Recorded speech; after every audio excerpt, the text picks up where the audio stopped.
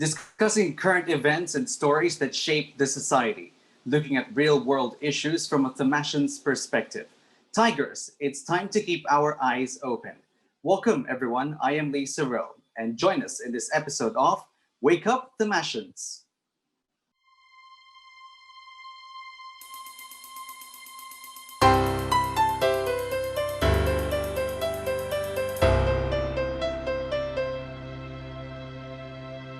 Due to the coronavirus disease pandemic, many micro, small, and medium-scale enterprises, or MSMEs, have been suffering financially and are left with no choice but to cut costs or worse, close down. As of April 2020, the Department of Trade and Industry reported that 52.66% of these MSMEs have ceased operations due to unsteady cash flow or insufficient income. Only 34.79% go on business as usual, while around 12% are working on a limited basis. Among these MSMEs are food establishments who have been forced to find other ways to generate income amid the rapid spread of the coronavirus disease in the Philippines. Prior to the pandemic, the food and beverage industry was one of the biggest contributors to the Philippine economy. In 2019, there are about 87,000 food service establishments in operation, which in turn generated revenues that amounted to around 616 billion pesos. But because customers are urged to stay at home, dine-in services have been temporarily prohibited in restaurants while the country is under quarantine.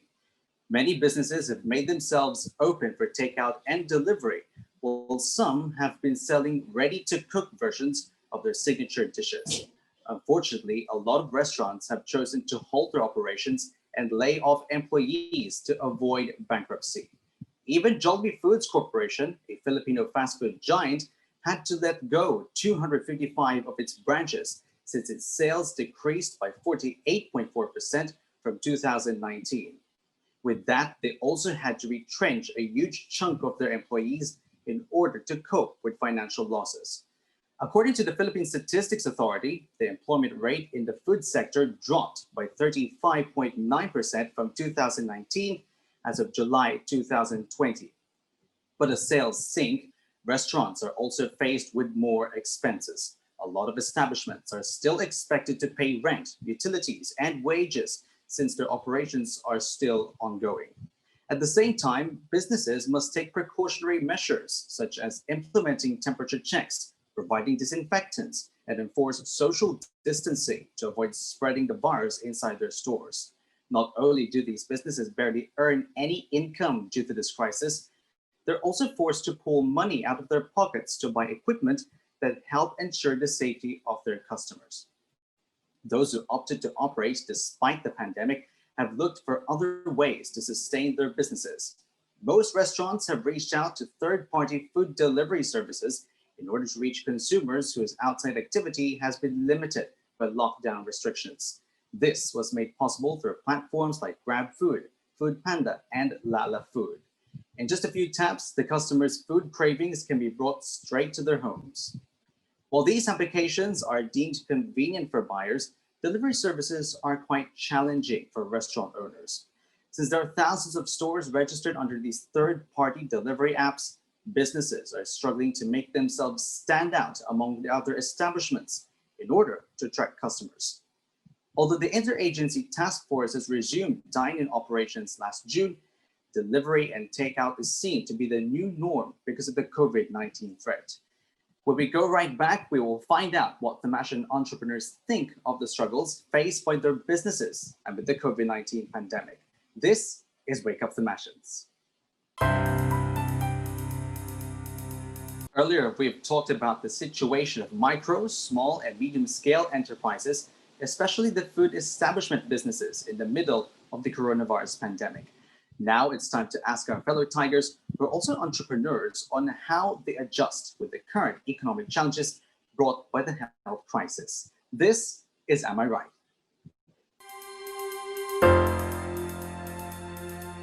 Joining us today are students from different colleges in the university. We have Laika de la Cruz, Kyle Benedict Llamas, and Chloe Bernabe from the Faculty of Arts and Letters. And of course, we have Janine Aguilar from the College of Science.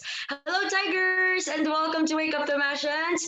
Thank you for sharing your wonderful time with us. How are you all doing? We're doing Fine. fine. Okay, Okay great to naman. hear. Kinakaya. Mhm. Let us start on a much more personal level. Ever since the pandemic began, in what ways does it affect your lives? Let's start first with Laika. For me personally, it affects in a way na, of course, hindi na normal yung ginagawa natin ngayon. We should be more careful na because kahit anong gawin natin, magpa-deliver man tayo or what, ang daming possibilities na makuha natin yung virus. But in financial naman, hindi siya naapektuhan masyado since both of my parents are working in the government. So, even kahit na naka-work from home sila, continuous pa rin yung salary nila. Let us cross over to Kyle. How about you? Personally, nahirapan ako kasi it's new normal. So, ang daming nagbago talaga sa buhay ko. Like, hindi ako pwedeng lumapit kahit kanino, the usual. Kasi kapag nasa USD ka, di ba, we have the hug culture. So, naninibago ako na bawal ako lumapit kahit kanino. And sa financial naman, nahirapan din kami kasi personally, my dad is self-employed siya. So, he do deliveries, ganun. So, hindi niya kayang i-continue yung work niya kasi nga may new normal tayo. So, dapat may susundin ng mga rules. So, nahirapan kami lahat. But ngayon, naka-adjust na naman kami sa new normal. But now, I would like to ask you, what made you come up with the idea of putting up a food business? Personally for me, nung una talaga, we don't plan to sell. Parang, ano ba yan? Parang dadagdag pa sa studies namin. Pero nung, I think it was Father's Day or Mother's Day, I forgot na when. Basta we were baking, tapos parang we were joking na, what if we put up business, ganyan. Tapos pangalan Bernabe, kasi surname natin Bernabe. Tapos parang nagjo-joke lang kami, ganun. Tapos may group chat kasi kami magka-cousin. So I asked, parang, one day, it popped to my mind na parang, oo nga, why not? Since we have the skills and we have to do something and bonding na rin, ganun. And syempre, sabi ko sa kanila, since pandemic nga, wala naman kaming allowance, ang dami nilang gusto sa Shopee, ayoko naman na nanghihingi sila sa parents. Sabi ko, sige, let's put up business. Ako na bahala din sa mag-manage, like customers, ganyan. Tapos yung sister ko, my older sister, siya yung sa marketing. Sabi ko, okay, sige, let's put up the business. If kaya, and then, let's proceed with it. Tapos ayun naman, it's good naman. So, ayun yung reason kung ba't kami may business now. How about you, Janine? Honestly, di talaga pumasok sa isip ko na mag-online business. Kasi hindi ko talaga sa forte. But my sister has a friend na naging online franchisee rin. And then she offered yung business to us. Just parang she told us how much she's been getting, kumbaga yung mga earnings niya, she shared it with us. Tapos parang sabi niya, okay, why don't we try? Sabi niya sister ko. Sabi niya, sige, tutulungan kita. Sabi niya sa akin. And then eventually, naging ako na yung parang naging leader na nagmamanage ng lahat because my mom also has work, my dad also has work, tapos parang yung sister ko then she's also working. And yung time na nag-put up kami ng business, wala pang online classes doon. So sabi ko, okay, sige, habang wala pang classes, why don't we start it? Ganyan. Tapos yun, hanggang sa nagkaroon na ng online classes and all, sobrang new talaga sa akin kasi parang as a psych student, parang ano yung business, parang paano gagawin yun. But yeah, thankfully naman, yun nga, na nakayanan naman and until now, going strong naman. So yan. When things go back to normal, or let's say when things get better sooner, no, are you still planning on continuing your food business that you started during this pandemic? Let's start first with Laika. I think I'll still continue the food business. Pero doon na lang sa reselling part and not doon sa part na ako mismo gumagawa. Since we all know naman na yung online class ngayon is a little bit harder than the normal classes. I mean the face-to-face classes. So, unlike sa pag ako mismo gumagawa, syempre it takes my time. Unlike pag resell, online lang, i-chat mo lang yung supplier mo, and then that's it. May de-deliver na sa umorder yung food na in-order nila. So, ganun. I will continue reselling other people's product kasi mahirap kasi talagang gumawa ng mag-manage ng sarili mong business knowing na ang dami mong kailangan asikasuhin sa org life, sa ACADS, sa family. So, syempre, we need to sacrifice some things para magawa natin yung iba. So, I will continue reselling na lang para at least meron pa rin akong income kahit pa paano kung babalik na normal sa lahat. For me, it depends kasi as next year and coming fourth year na ako, so thesis na yun. So it will be hard to organize things and manage time since, ayun nga, parang ako yung pinaka-head ng business namin and the business really needs time kasi hindi naman siya madali talaga gawin. And ayun nga, since my cousins are in high school pa lang, it will be hard for them then. So we'll just check. Pero we can sell naman during, kunyari, special occasions like Christmas, ganun, Halloween. For me naman, I think I would still continue it. Kasi kaya naman, like, for example, like, since distributor na ako, I can just contact the hub, tapos parang, can you deliver this to this house, ganyan. Na it's just easy. Like, hindi talaga yung ako pa mismo yung mag-deliver. It's not really like that. So, parang for me, as long as, mayroong connections, may internet and all, I can still do it. And kahit na may school, na-manage pa rin naman kahit na ngayon na online, kahit na mas mahirap na tong online classes compared to the usual setup, nakakaya naman. So, I think when things go back to normal, it would be easier now. So, yeah, I think I would still continue it. What can you advise our fellow students who wish to set up business also despite this pandemic? I think my advice for them is huwag silang mahiya to approach the people that they know that they can help them. For me naman, my advice is they need to be consistent with everything. Kasi as a business owner, you need to be consistent with the ingredients, the product's quality, how we interact with our customers. Kasi that's the important thing sa business. Kasi yun din yung tatatak sa kanila para bumalik din sila sa business natin. So they need to be consistent. For me naman, take risk. Kasi there's no bad thing naman in taking risk. Tsaka, i-make sure nila na yung gagawin nila to put up a business is gusto nila. Kasi it's hard when you do something na hindi mo naman gusto. Baka in the end, magpe-fail lang siya. So, dapat yung gagawin mo na business is your interest talaga. For me naman, as cliche as it sounds, don't be afraid to step out of your comfort zone. Kasi parang ako din naman at first, I was really hesitant talaga na hindi ko nga alam yung business. I don't know how to do that. Pero, yun, nakakaya na naman. And, yeah, also believe in yourself na you can do it. Kasi if you don't start now, then when are you gonna start? So, yeah. Thank you so much for sharing your experiences, Tiger. So we hope that this can help and inspire our fellow Thomasians who also aspire to venture into the business industry. Thank you so much, guys, for joining us today. With the Thomasian voice finally heard, it's time to bring the discussion up with the experts. Joining us today is an entrepreneurship instructor and the co-owner of the 90s Melters. Sir Marc Lauder De Guzman is with us right now. Welcome to Wake Up Thomasians. Sir, how are you doing? Hi guys, thank you. Okay naman. Of course, like other people, may mga anxieties, but doing well. It's so good to have you with us. Let's begin first with the struggles, of course. And of course, you're the co-owner of 90s Melters, which is a food business. And we'd like to ask you, what are the challenges that you faced during the community quarantine, especially during the ECQ period when a lot of businesses were forced to suspend operations? Well, like other businesses, of course, if you have a physical store and then all of a sudden the government would be implementing some strict community quarantine guidelines, of course, very less people would be going outside. Businesses, luckily we have Food Panda and Grab Food, and we thought that those platforms would save us, but then at the end of the day, of course, you have to pay for the rent. It will still be the same, and then some utilities. So it wasn't enough. Therefore, really nagkaroon ng downfall pagdating sa sales and profit. Good business located in a university like UST, sobrang hirap because you just lost your primary target market because, well, your target audience is not present anymore on your location. So it's really hard.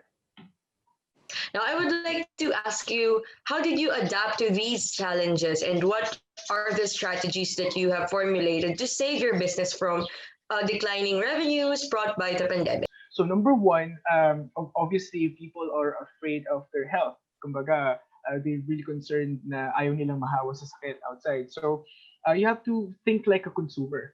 If you are the consumer, what would make you buy the product? Consumer, which is primarily students, since they are at home, we have to think of a way to make our products available at home. So previously we were selling items like meals, like chicken wings and rice meals. So we thought of this idea na since we cannot serve this food directly to our consumers, we have to think of a way to make this available at home. So we decided to sell our products to frozen, and then they will be the one to cook at home.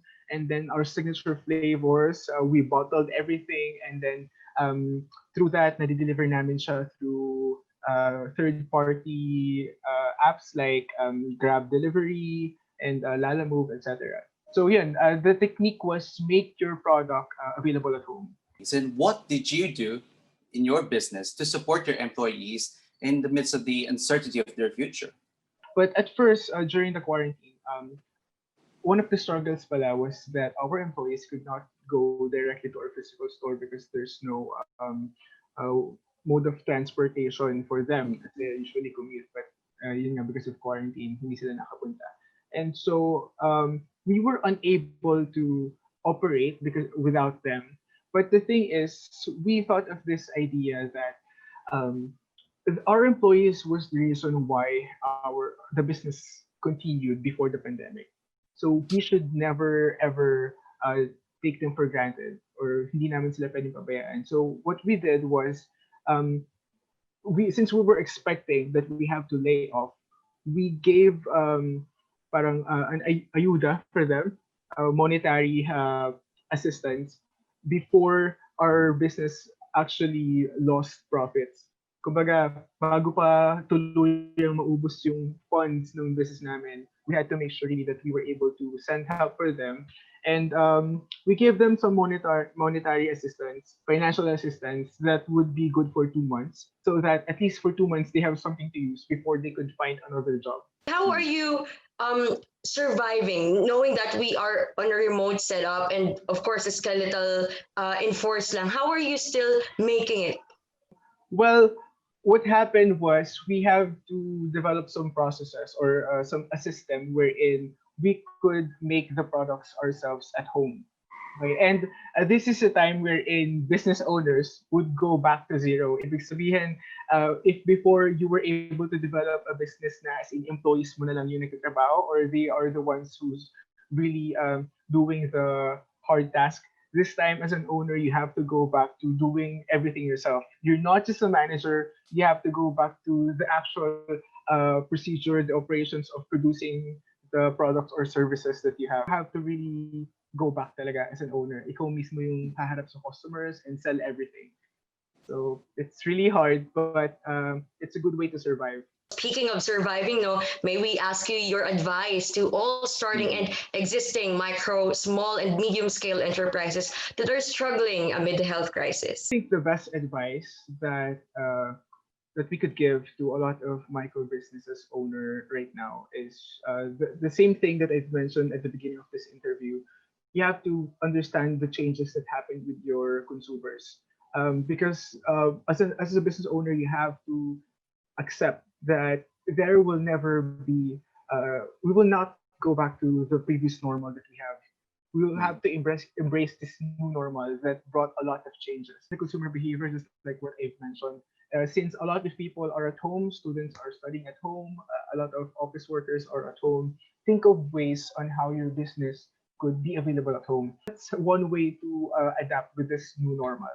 And another tip is you have to make sure and give your customers or clients the assurance that your products are safe, that you follow strict guidelines in order to protect the quality of your products and, of course, keep it away from the virus and sickness that is happening.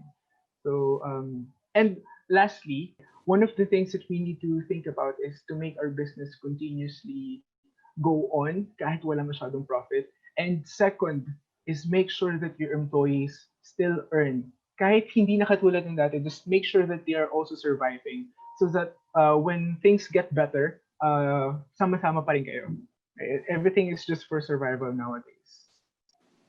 All right, on that note, thank you so much, Sir Mark, for sharing with us your experiences as well as the strategies that you're taking to keep your business running and hopefully inspire others in the process.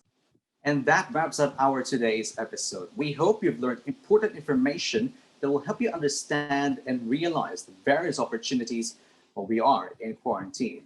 At this time, we need to find ways to cope up with the major setbacks caused by the pandemic and move forward for our families and ourselves.